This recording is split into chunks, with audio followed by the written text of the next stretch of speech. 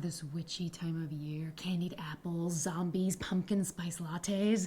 Now I know a lot of you are struggling with what to be for Halloween. Should you go with something low cut and desperate for attention, or should you glam yourself up and go as a dead person? Well, for today's makeup tutorial, I'm going with the latter. As you can tell, I'm a princess who's been dead for about 140 years. So, to start, I'm gonna do some intense dark circles. This totally reminds me of the last time I was in an all-girls campfire and we were telling ghost stories. And my friend Brenda was like, listen guys, I kind of think consciousness exists on different planes. And I was like, exactly. Consciousness of living human beings as well as the deceased live in dark matter or dark energy. And then Brenda was like, I know what you're saying because my grandpa and I were recently connected, and when he died, I felt like he was still around in the sense of non-locality. And we all know that non-locality refers to two objects' ability to instantaneously know about each other's states, even when they're separated by vast distances, like death.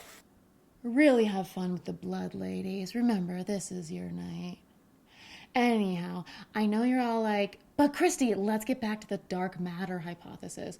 Could that really be where all our dead relatives are? Well, it's possible. I mean, if you think about it, scientists have observed what amounts to only 4% of the universe. So there's still 96% of unknown dark matter wiggle room for them to be hiding out in.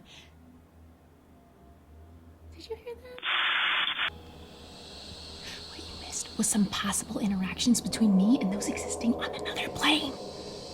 It's possible that the only reason I'm experiencing supernatural phenomena is because I'm here filming it, just like how studies show that light photons react differently when there's an observer to witness them than there are when they're unobserved. But, I mean, it still doesn't negate how terrifying it is when we tap into these interdimensional realms. Because what I'm saying is I'm just so scared of how the universe is probably composed of very thin vibrating strings that project from lower dimensional cosmos. They're simpler, flatter, and without gravity, because who knows how many souls could be tightrope walking around on those strings, you know? And there you have it.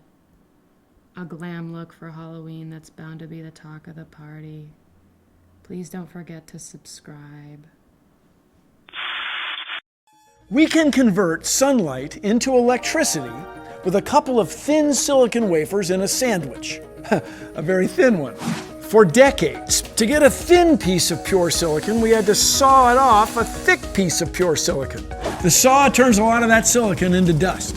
This process is fine for making integrated circuit chips for computers or smartphones because the amount of silicon used is so small.